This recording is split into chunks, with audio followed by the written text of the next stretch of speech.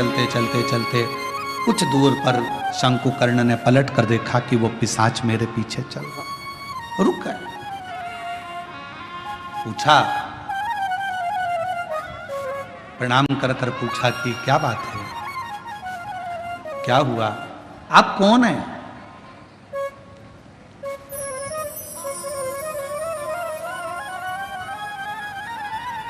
कहां के रहने वाले हो, कहां से आए हो? मैं आपको पहचानता नहीं हूं। आप कौन हैं? आधा शरीर आपका मांस है, आधे शरीर में कंकाल है, आधे शरीर में मांस है। उसने कहा कि मैं पिशाच हूं और मैं एक ब्राह्मण था। मेरा जन्म एक ब्राह्मण के घर में हुआ था, मैं ब्राह्मण के घर में पैदा हुआ था, मैं ब्राह्मण। पर ब्राह्मण होने के बाद मैं अपना कर्म तो करता, पर कर्म करने के साथ में मैं अपने इष्ट पर, भगवान पर, ईश्वर पर भरोसा नहीं करता, केवल अपने परिवार का भरण पोषण करता, केवल भरण पोषण।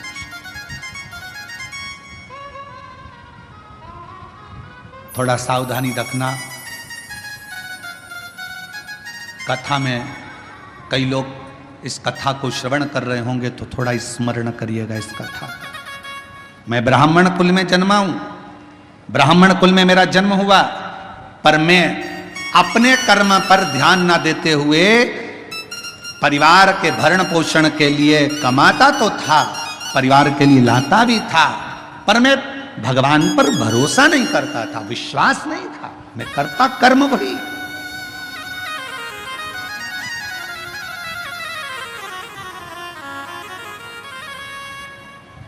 शिव महापुराण की कथा कहती है,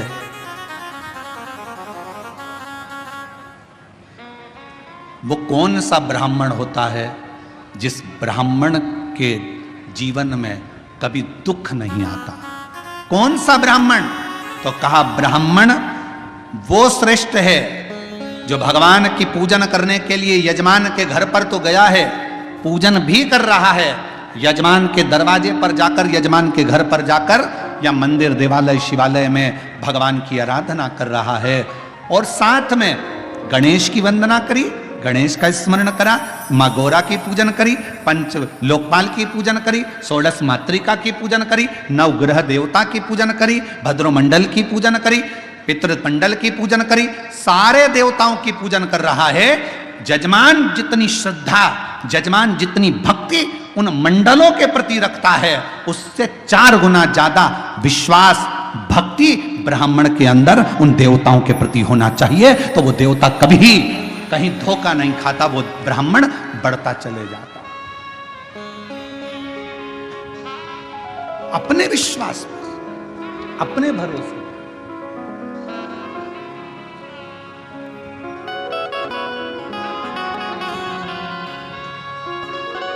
अभी एक वीडियो बीच में हमने कहा भी था, कथा में उसका वर्णन भी किया था कि एक लड़की लड़ रही थी किसी से, और लड़ते लड़ते उस छोटी सी लड़की ने, मैं डरती वरती नहीं हूं, मेरा भरोसा है मेरे महाकाल पर, मेरा भरोसा है मेरे महादेव पर, वो बच्ची कहती है। उसको देखकर ना जाने कितनी बच्चियों को विश्वास प्राप्त हो गया होगा कि उस लड़की ने ये शब्द, बच्ची ने इस शब्द कहा। एक पत्र में बात कही है, मेरा नाम सुवर्णा दीपक, सब शोरे, मुकाम पोस्ट सायखेड़ा, तहसील निफाड, जिला नासिक से आए हूं। मेरा मोबाइल नंबर ये है। मेरा बेटा 7 साल से पुलिस की नौकरी की तैयारी कर रहा था। कहीं बैठी हो तो बेलपत्र लेने के लिए आ सकते। 7 साल से पुलिस की नौकरी की तैयारी कर रहा था, पर उसका नहीं हुआ, हर बार हिम्मत हार जाता। आखिरी में उससे कहा कि तू मेहनत 4 गुना कर, शिव पर विश्वास कर, 1 लोटा जल चढ़ाना प्रारंभ कर, शिव महापुराण की कथा सुन। मालेगांव नासिक की कथा मेरे बेटे ने जाकर सुनी और विश्वास के साथ गया। उसके मन में यह भरोसा आ गया कि मैंने पंडाल में बैठकर कथा सुनी है, और मेहनत 4 गुना करूंगा तो मेरा बाबा मेरी नौकरी लगाएगा। और बाबा की कृपा से मेरे बेटे का 2024 में आषाढ़ के महीने में शिवरात्रि पार्थिव का पूजन भी किया और शिव जी की कृपा से आज मेरे बेटे की पुलिस में नौकरी लग गई, जिसका मैं फोटो भी लगा रहा हूं, जिसका मैं फोटो भी लगा रहा हूं। क्या था सामने?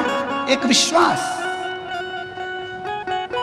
क्या था सामने? एक भरोसा, एक दृढ़ता।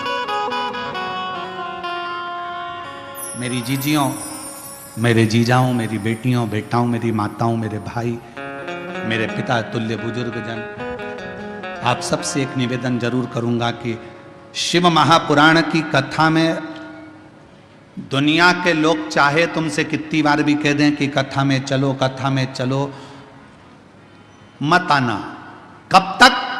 जब तक तुम्हारा दिल ना बोले। दिल बोले तो एक दिन भी मत रुकना, कथा में चलो। शायद दुनिया का एक महाराज होगा ये सियोर वाला जो तुमको कथा में आने के लिए मना करता है। मत आना कथा में। कब तक? जब तक तुम्हारा दिल ना बोले। जिस दिन तुम्हारा दिल बोल जाए और तुम्हारे अंदर ये विश्वास आ जाए, मैं पंडाल में बैठकर कथा सुनूंगी और 3 महीने में मेरा ये काम होगा, तब आ जाना बाबा कर। बस हो तो आप मानो तो मैं गंगा मां हूं, ना मानो तो बहता। आपका विश्वास ही नहीं है। पड़ोसन ने कहा चल रही क्या और तुम चल कर आ गए और मन में भरोसा ही नहीं है। ऐसा होता है क्या? ऐसा होता है क्या? ऐसा होता है क्या? ऐसा हो सकता है क्या? कैंसर जैसा रोग समाप्त हो सकता है क्या? ये पत्र हम तो पढ़ते ही नहीं ज्यादा, हमारे पास में इतना टाइम ही नहीं है। परसों एक पत्र आया, परसों इन पत्रों में, ये पत्र हम लेकर भी नहीं जाते सी, और इन पत्रों में नीचे कम से कम 10 से 12 पत्र ऐसे होंगे जिसमें दुनिया के लोगों का कैंसर ठीक हुआ है। ऐसा हो सकता है क्या? विश्वास है तो परमात्मा है और विश्वास नहीं तो परमात्मा भी नहीं है। विश्वास है तो परमात्मा। भरोसा। कहां जा रही हो? कथा में।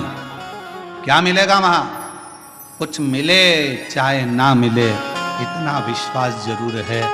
3 घंटे की कथा में अगर मैंने 15 मिनट की कथा को अपनी जिंदगी में उतार लिया, 10 मिनट की कथा को भी अपनी जिंदगी में उतार लिया, तो ये मेरा विश्वास कहता है, ये मेरा भरोसा कहता है कि मेरा शिव मेरे दुख को, मेरी तकलीफ को, मेरे कष्ट को काटेगा जरूर। ये मेरा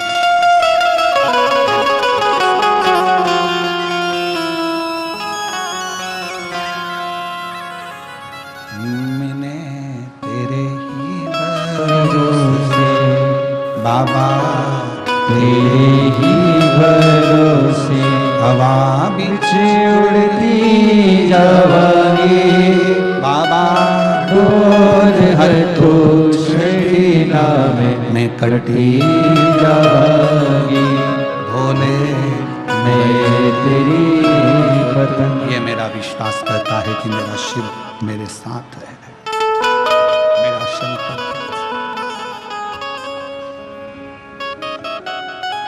शंकुकर्ण की कथा को तुम कौन हो? मैं एक ब्राह्मण, पूर्व में ब्राह्मण थे तो फिर ये पिशाच योनि में क्या कर रहे? ये भूत की योनि, ये पिशाच की योनि क्यों? किस लिए? कहा अपने परिवार का भरण पोषण करता था पर अपने इष्ट पर भरोसा नहीं करता था, विश्वास नहीं था। भगवान भरोसा।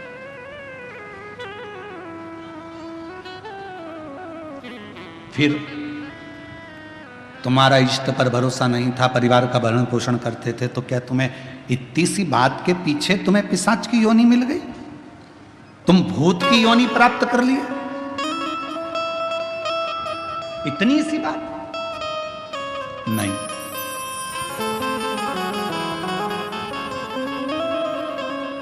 एक बार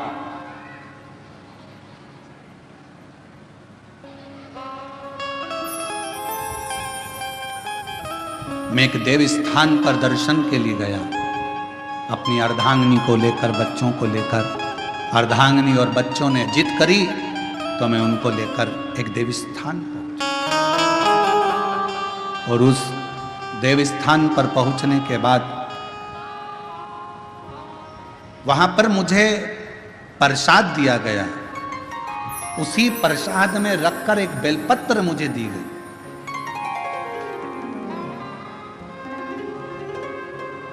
प्रसाद दिया, प्रसाद में रखकर एक बेलपत्र दी। मैंने अपने पत्नी और बच्चों के साथ बैठकर प्रसाद तो खा लिया, पर बेलपत्र को उठाकर मैंने भूमि पर फेंक दिया और मैंने कई अपशब्द अपने मुख से कहे। आखिरी में वो बेलपत्र मैंने अपने पाँव से रोंद दी, उसको पाँव से खूब दबा दिया, मसल दिया।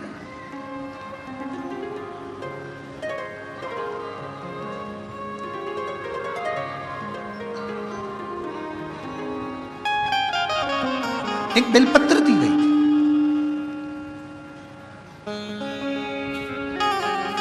शिव महापुराण की कथा में प्रसाद वितरण नहीं होता।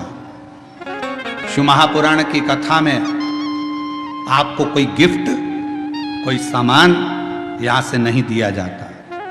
शिव महापुराण की कथा में अगर दी जाती है तो केवल एक बेलपत्र दी जाती है। क्यों? क्योंकि हमारा शास्त्र कहता है, पद्म पुराण कहती है, अग्नि पुराण कहती है, नर्मदा पुराण कहती है, देवी भागवत कहती है, स्वयं विष्णु पुराण कहती है, स्वयं बरहा पुराण कहती है, वामन पुराण कहती है। एक बेलपत्र अगर किसी को दी जाती है तो 1.25 मन सोने के सिंहासन पर बैठे हुए शालिग्राम का दान करने के बराबर एक बेलपत्र का दान माना। एक बेलपत्र का दान 1.25 मन सोने के बराबर माना गया है।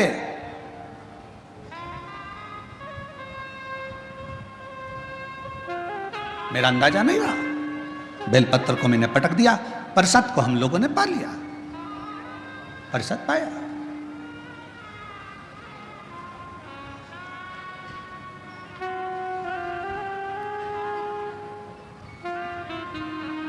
पैर को हमने बैठे बैठे अपने पांव से रोक दिया। समय निकला, मेरे प्राण छूट गए, मर कर गया। सामने यम की केत पर चढ़ा। जिस समय मेरे प्राण छूटे, यम के दूत मुझे दिख रहे हैं और यमराज के दूत मुझे पकड़कर लेकर जाना चाहते थे। उन्होंने मेरे ऊपर रस्सा डाला, पकड़ने के लिए खींचना चाहा, पर उनके हाथों से रस्सा छूट गया। मैं समझ नहीं पाया ये कैसा नजारा है कि यम के दूतों से मैं पकड़ा नहीं पा रहा हूं, यम के दूत मुझे नहीं पकड़ पा रहे, यमदूत मुझे नहीं पकड़ पा रहे। ये कैसा नजारा? मैं जान, मेरी बेजापुर की जीजियों जी जाऊं, वो ब्राह्मण कहता है मुझे समझ में नहीं आया, मेरे प्राणों को ऐसे ही जाना पड़ा, बिना बंधन के मैं जा रहा था, मेरे प्राण छूट चुके थे, मुझे लेकर यम की कैद में पहुंचे।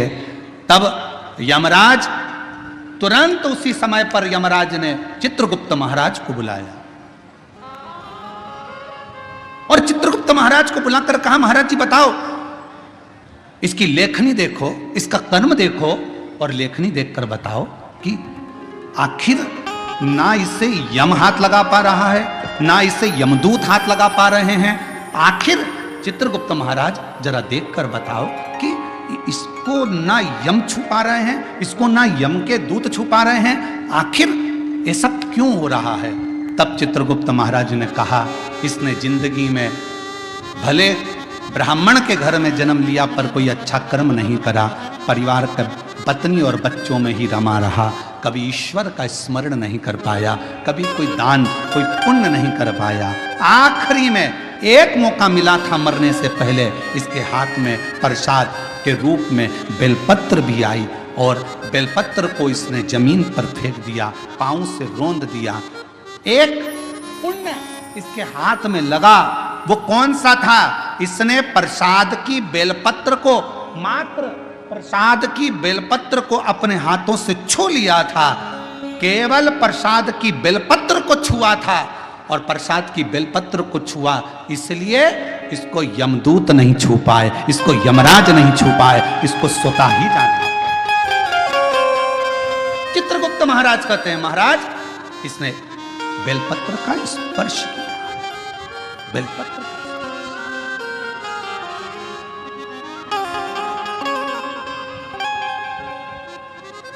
कहा, चित्रगुप्त महाराज इसके पापों की गणना करी जाए, पापों की गणना करी। पुण्य की गणना तो केवल बेलपत्र का स्पर्श। घोर पाप कौन सा करा? तो का एक पाप घोर करा कि बेलपत्री को जमीन पर पटक कर उसे पांव से रोंदता रहा। बेलपत्री का कुछ हिस्सा तो अच्छा दिखा, कुछ हिस्सा बेकार हो गया। तो यमदूत ने कहा, यमराज ने कहा, धर्मराज कहते हैं काम करो, इसको भी नरक मत भेजो, ना बैकुंठ भेजो, इसको पिशाच की योनि देकर पृथ्वी पर भेज दिया जाए।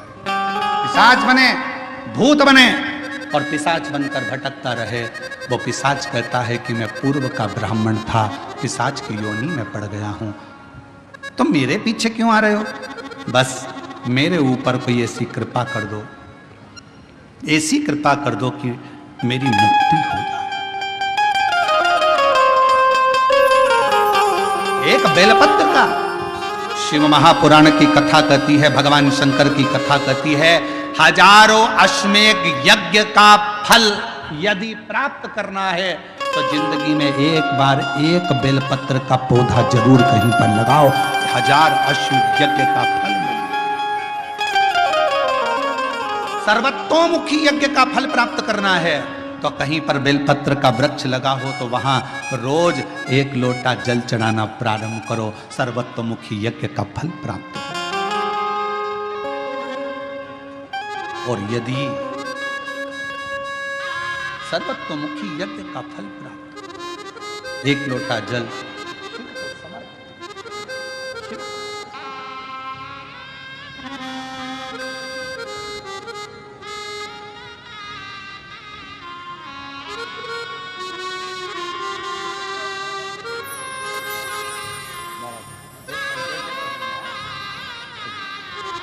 बेटे का पुलिस में नौकरी लगा है। जीजी बोल रही इतनी मेहनत करी, 7 साल में हार गया था, पर शिव जी की कृपा से आखिर नौकरी लग गई।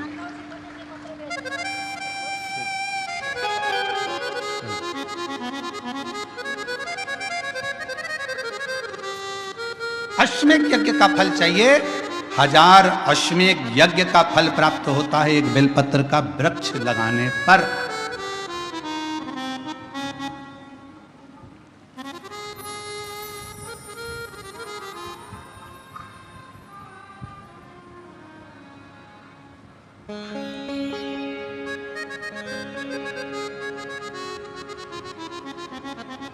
हजारों सर्वतोमुखी यज्ञ का फल प्राप्त हो जाता है, 1 लोटा जल बेलपत्र के वृक्ष में चढ़ाना।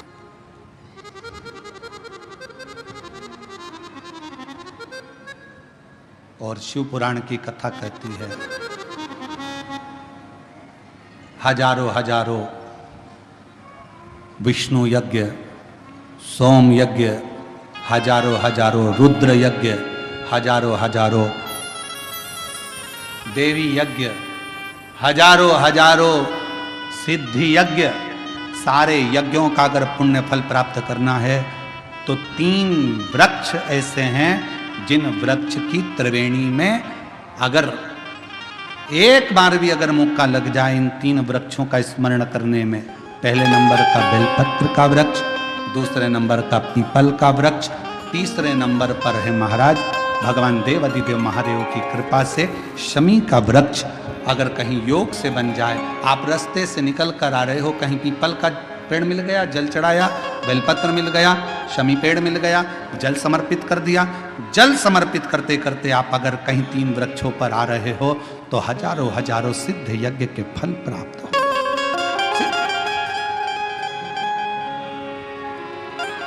और यदि ये सब नहीं कर सको तो एक बेलपत्र के वृक्ष की सेवा जरूर।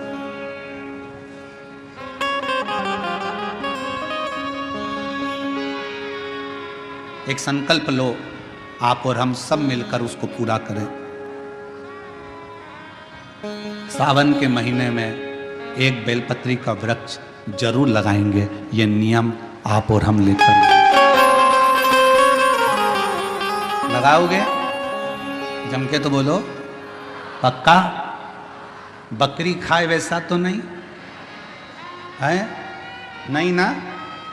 संभालोगे उसको, प्रयास करोगे ना? ऐसी जगह लगाना जहां तुम उसको देखते रहो, संभालते रहो, उसको बढ़ाते रहो। हमसे ये मत पूछना कि पेड़ कहाँ लगाएं, मंदिर में लगाएं, रोड पर लगाएं, किनारे पर लगाएं, शमशान में लगाएं कि कहाँ लगाएं। जहां तुम्हारा दिल कर जाए वहां पेड़ लगाना, पर तुम्हारी निगाह में रखना उसको कि वो बड़ा हो जाए, छाया दे, दुनिया का भरण पोषण करे, दुनिया के ऊपर कृपा की छाया लगाओ।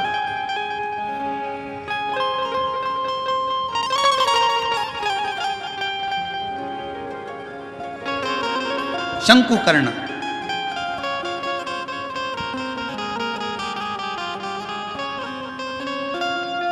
निर्माल्य विसर्जन करते थे प्रणाम कर कर। उन पे शिव की कृपा थी, इसलिए उन्होंने पिशाच को देख लिया। नहीं तो कोई पिशाच देख पा रहा है? भूत को कौन देखे, पिशाच को कौन देखे? कहा निर्माल्य विसर्जन करने वाले के अंदर एक अलग से बल उत्पन्न हो जाता है, जो जिस पर दृष्टि दे दे तो उसका कल्याण कर देता है। विसर्जन करने वाले पर इतना बल उत्पन्न हो जाता है कि किसी पर दृष्टि दे उसका उद्धार कर। शिव गुरु से क्या कहते हैं? जब हम शंकर की आराधना करने वाले, शिव की उपासना करने वाले किसी गुरु के पास जाते हैं तो गुरु जी के पास जाकर हम ये नहीं कहते कि हमारे सिर पर हाथ रख दो। शिव की आराधना करने वाले, शंकर की उपासना करने वाले गुरु से हम ये नहीं कहते कि मेरा कल्याण कर दो। शंकर की आराधना करने वाले शिव गुरु से हम एक बात कहते हैं, गुरु जी बस एक काम करो, हमको एक बार देख तो लो, क्योंकि गुरु की दृष्टि ही मिल गई तो उससे हमारा कल्याण निश्चित। देखो तो वो एक गीत गाया बहुत पहले का, आप लोगों के याद होगा, आ बैठ मेरे पास तुझे देखता रहूं,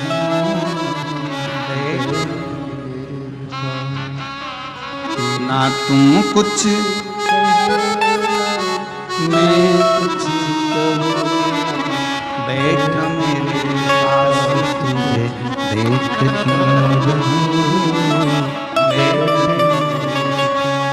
शिव कथा कर रही है अपने गुरु के सम्मुख में, शिव गुरु की साक्षी में। कोई शंकर की आराधना करने वाला, शिव की उपासना करने वाला, शंकर का स्मरण करने वाला, शंकर का मंत्र जाप करने वाला कोई सतगुरु तुमको मिल जाए, बस इतना कह देना, गुरुदेव एक बार बस देख लो, उतने में हमारा कल्याण है। आपकी दृष्टि पड़ गई, ये निश्चित है कि मेरा कल्याण हो।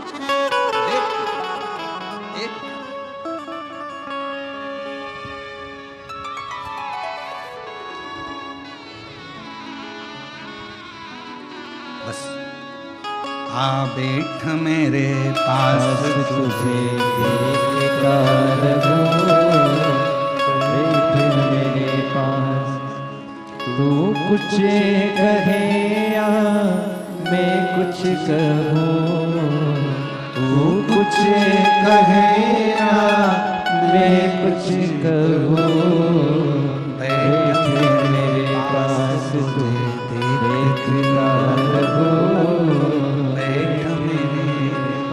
हम शिव के पास जाकर बैठें, शिव हमें देखे, हम शिव को देखें, उसकी आराधना।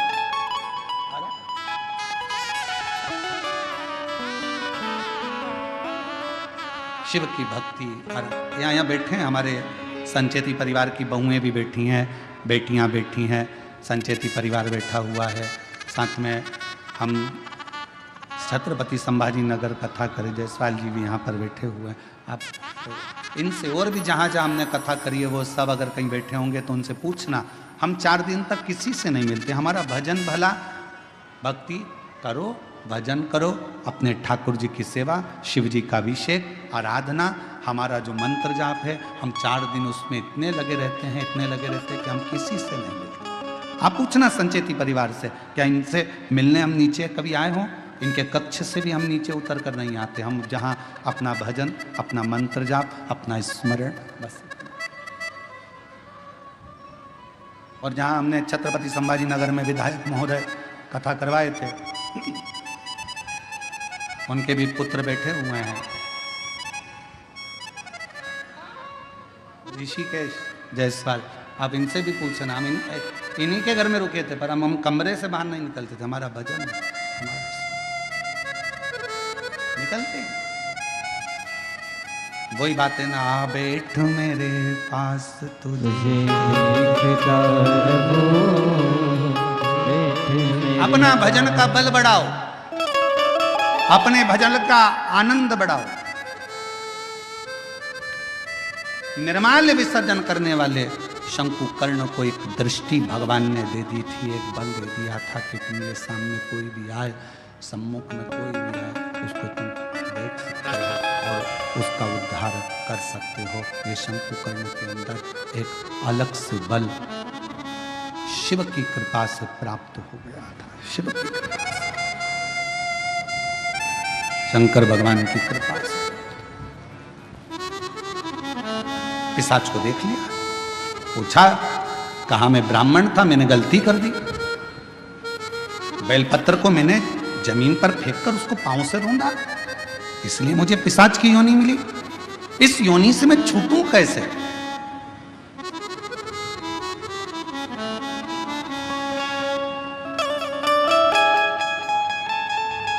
कैसे छूटूं? कोई इसका उपाय है?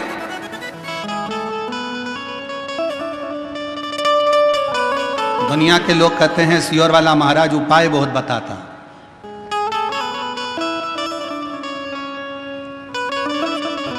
रामचरितमानस को उठाकर देखिए, जब दशरथ जी के घर में संतान की प्राप्ति नहीं हुई तब उन्होंने गुरु जी के पास जाकर उपाय पूछा था कि कोई उपाय बताओ। हमारे यहाँ की पूरी पुराणों में यही लिखा है कि उपाय तो हमारी एक एक पुराण में लिखा है। भगवान कृष्ण के घर में जब संतान नहीं हुई, 16,108 रानियां हो गई, संतान का सुख नहीं हुआ, तब भगवान स्वयं गुरु बाबा के कहने पर, गर्गाचार्य बाबा के कहने पर उनसे निवेदन करा, मेरे घर में औलाद नहीं, संतान नहीं, कोई उपाय बताओ। कहा एक एक रानी के साथ में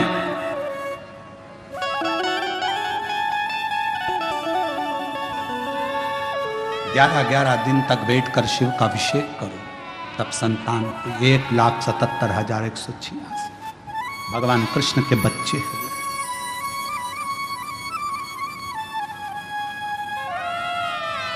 लोग कहते हैं सियोर वाले महाराज जी उपाय बताते रहते हैं। उपाय क्यों ना बताएं? हमारी पूरी पुराण उपाय में, पूरी शास्त्र हमारे उपायों में। हम कौन सा उपाय करें जिससे हमको ये फल मिल जाए? और केवल वहीं तक नहीं, अगर डॉक्टर के पास जाओगे तो डॉक्टर भी आपको कोई ना कोई उपाय जरूर बताएगा। देखो वजन बढ़ रहा है, 10 किलो वजन कम करना है, मॉर्निंग वॉक करो। उपाय बताया कि नहीं बताया? वजन बढ़ रहा है, शाम का खाना सोने से 2 घंटे पहले खाओ, वजन बढ़ रहा है। बोलो डॉक्टर ने उपाय बताया कि नहीं बताया?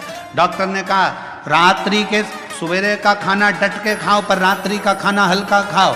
डॉक्टर ने, चोरे आशीष बोल सही है कि गलत? उपाय बताया कि नहीं बताया? उपाय डॉक्टर भी बताता है कि तुम्हारा वजन बढ़ रहा है, ये उपाय करना, ऐसा करना, वैसा करना। तो जब डॉक्टर उपाय बता रहा है, इंजीनियर के पास जाओगे, क्यों साहब हमारा मकान थोड़ा सा गड़बड़ हो रहा है, कोई उपाय बताओ। इंजीनियर कहेगा इधर से कॉलम डाल दो, इधर से बिम इधर से कर दो, और ऐसा करो, टेरिस को ऐसा कर दो, गार्डन को ऐसा कर दो। उपाय उसने भी बता दिया। डॉक्टर के पास जाओ, उसके पास भी उपाय था।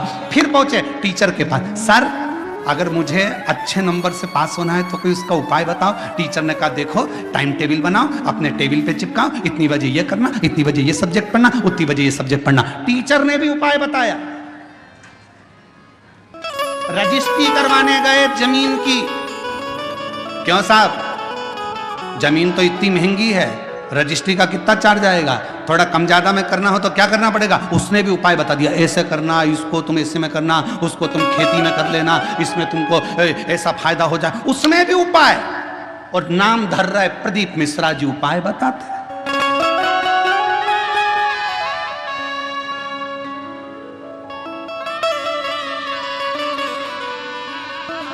सब दूर उपाय।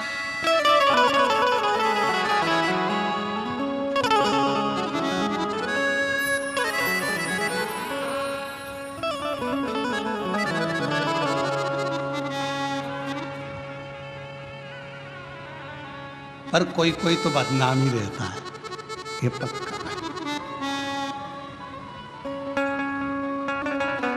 वो एक गीत याद आ गया, वही है नाम वाला जो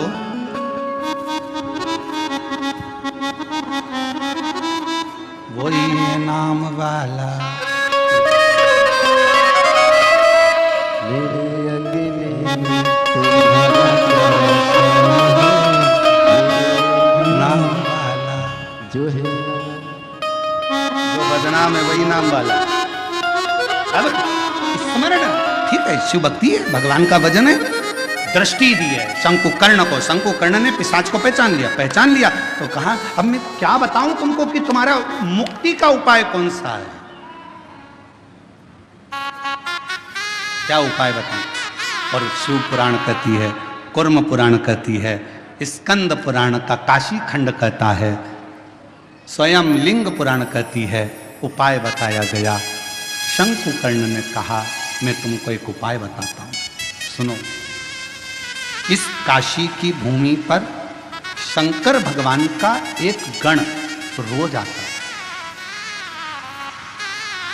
शिव जी का एक गण है जिसका नाम है कपर्दी, शिव का गण।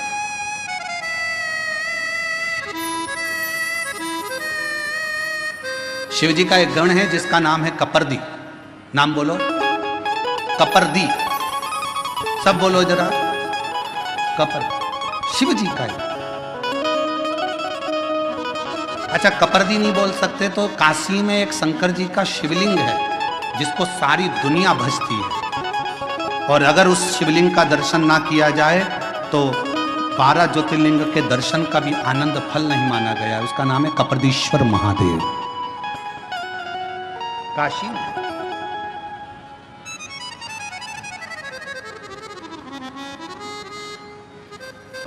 पिशाच मोचन कुंड के पास में कपर्दीश्वर महादेव विराजमान।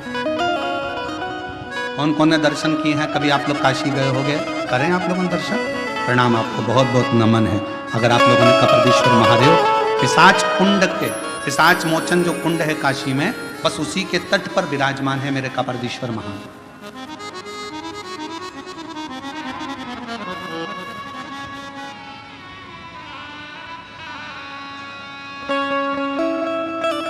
शंकुकर्ण ने कहा कि भगवान शिव का एक गण कपर्दी रोज काशी आता है। कपर्दी का काम क्या है, शंकर भगवान के अलग अलग गण है। नंदी का काम है शिव जी को ले जाकर घुमा कर लाना, भृंगी का काम कुछ है, श्रृंगी का काम कुछ है, सारे गणों का अपना अपना काम है। कपर्दी गण का काम था शंकर भगवान की जटा को संवारना, शिव जी की जटा को संवारने का काम कपर्दी का।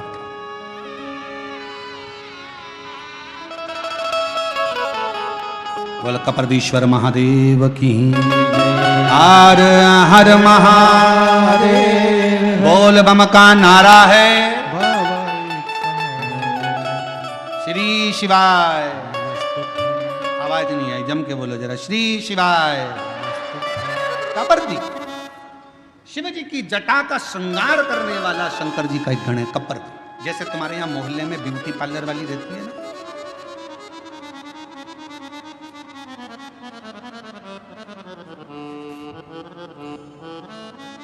हम संचेती जी क्या रुके हुए ना, तो उनके बंगले से इधर बाहर निकलो, बाहर निकल कर थोड़ा सा और आगे आओ, और राइट में चलते चलते 3 पार्लर पड़ते हैं।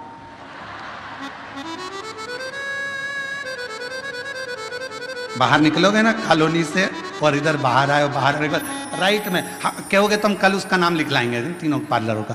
पहले एक पार्लर पड़ता है, फिर दूसरा पार्लर पड़ता है, फिर तीसरा, फिर उधर से ऐसे मुड़ते हैं लेफ्ट की ओर चौराहे से, फिर इधर मुड़ते हैं तो यहाँ से लेके वहाँ तक जेंट्स के भी 2-3 पार्लर है, उस साइड में 3-4 पार्लर और है, कोई ऊपर भी पार्लर है, कोई नीचे भी है, ऐसे बहुत सारे पार्लर हैं। देखो पार्लर वालों का ध्यान रखना पड़ता है। हमारा भी पार्लर है, उनका भी पार्लर। उनके पार्लर में बाहर का श्रृंगार होता है और हमारे पार्लर में अंदर का श्रृंगार होता है। बस अंतर। उस पार्लर में जो तैयार होते हैं उसको देखकर पति रीझ जाता है, और इस पार्लर में जो तैयार होते हैं उसको देखकर महादेव रीझ जाता है। अंतर केवल इसलिए पार्लर वालों से थोड़ी पहचान बढ़ाना पड़ती है। तो हमारे थे तो हमने देखा कि 2-3 पार्लर बने हुए हैं, बड़े बड़े पार्लर। अब कपर्दी का काम क्या है? कपर्दी जटा बांधता, शिव जी की जटा का श्रृंगार करता, बड़ी सुंदर जटा का।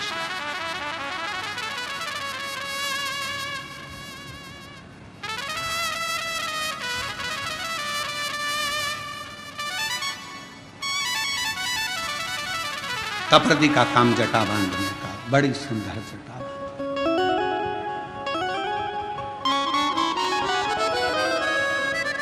कपर्दी का काम है शंकर जी की जटा का श्रृंगार करना। वो कहते हैं तेरा सचंद्र सिर पर रखा है किस अदा से,